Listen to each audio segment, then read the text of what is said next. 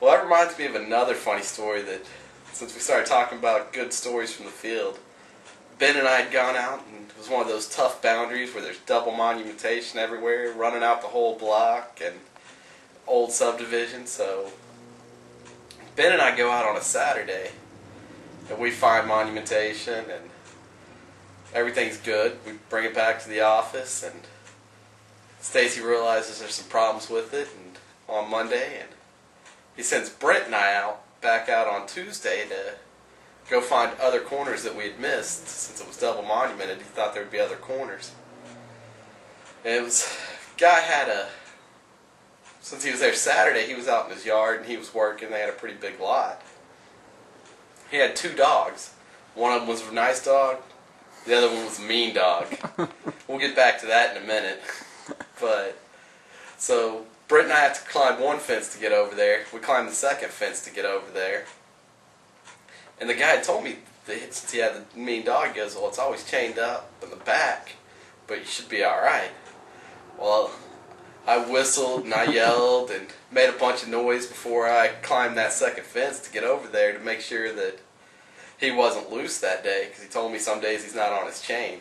Well, it was just a nice dog, and we're like, alright, this is going to be easy. Just cool dog, little like border collie type dog, like chasing these oranges they had laying in the field. Brett and I get back there, set up the gun, and we're talking about where we need to go.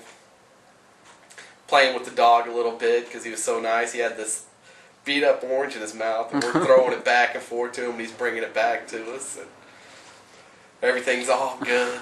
We're like, life's good. Until I start hearing a bark. Well, I can tell it's getting a little closer to us than when I first heard it.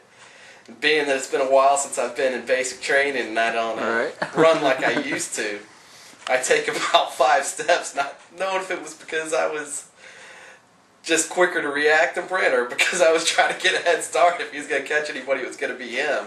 Right. Well, we're set up about 30 yards from the fence. It's just a 4-foot chain link fence.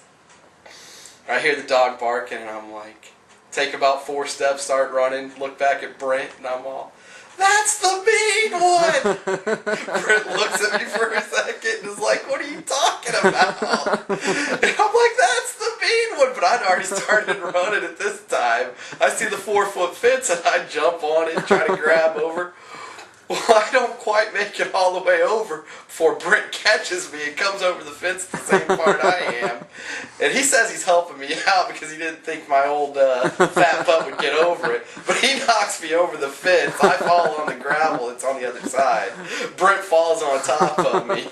And we sit there and look for a little bit, and we're like, here comes that dog just about ready to tear both our heads off of. That's the mean. So we're like, well, the gun's over there.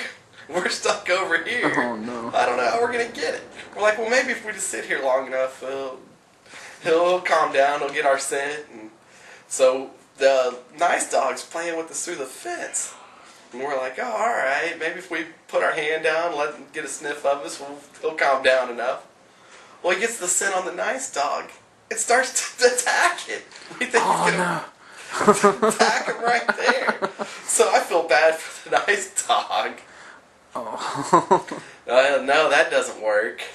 So the guy's property was pretty big, so we're trying to think of any way to come get the thing. We realized that there's a gate closed open to the right.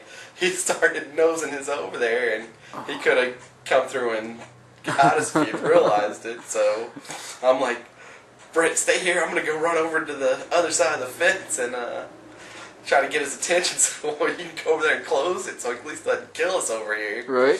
So we get him to close the fence and everything's safe, but still no way to get the gun. We're like, should we just leave it?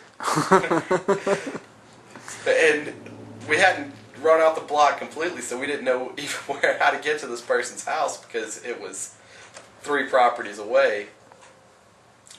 Well, the woman who lived there, finally, you see her walking from one side to the other to wonder what's happening.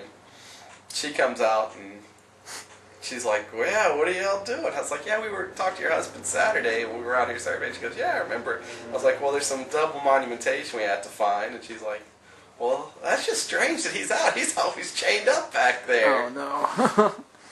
So she's like, well, let me find some. She takes the dog back to the back to chain him up. Well, the problem was he broke his chain when he heard us out there. Oh. So I guess my yelling didn't work the way I expected it to. I'm just trying to get his attention in case he's off a chain. But since he was on it, he got so pissed he broke it. Tries to kill us. But thank God both of us were safe. She locked the dog up and we were able to finish. But made for a pretty good story in the end.